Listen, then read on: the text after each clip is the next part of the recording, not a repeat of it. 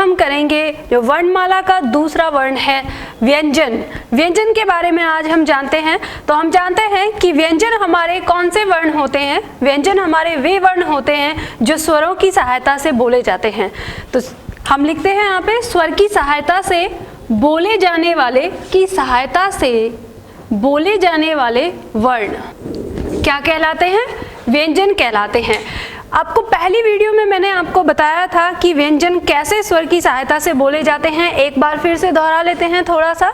जैसे हम देखें, यहाँ मैंने व्यंजन के बारे में लिखा हुआ है, आपके जो व्यंजन दिए हुए हैं, जैसे आपका क, ख, ग, घ, ड़।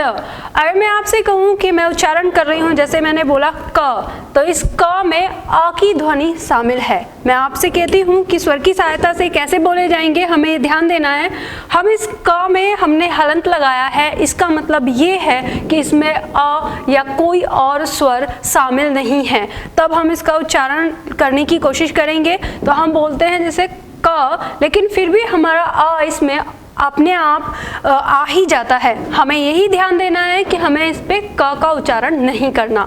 अगर हम जब ऐसी कंडीशन हमारे सामने आ जाती है तो हम सोचते हैं कि अब हम इसको कैसे उच्चारित करें। तो मैं आपको अगर कहूँ कि अ को छोड़कर आप जो स्वर हैं हमारे ई से लेके अ तक, कोई भी स्वर इसके साथ लगा के अगर उच्चारित करें तो इसका साउंड आ जाएगा। जैसे हमने ई लिया तो हम इसे की कह सकते हैं।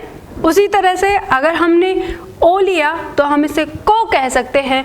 अगर हमने अंग या अ का भी प्रयोग किया तो हम इसे कंग या कह भी कह सकते हैं।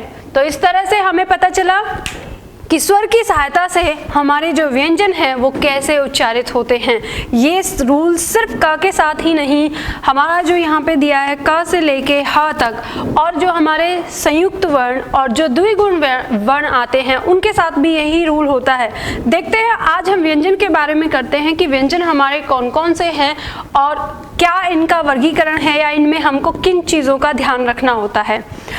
ध्यान दीजिएगा, यहाँ से हम क जो वर्ण है, ये क वर्ण आपका कहलाएगा प्रथम वर्ण। प्रथम वर्ण।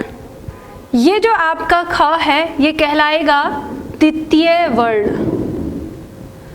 ये जो ग है ये कहलाएगा तृतीय वर्ण।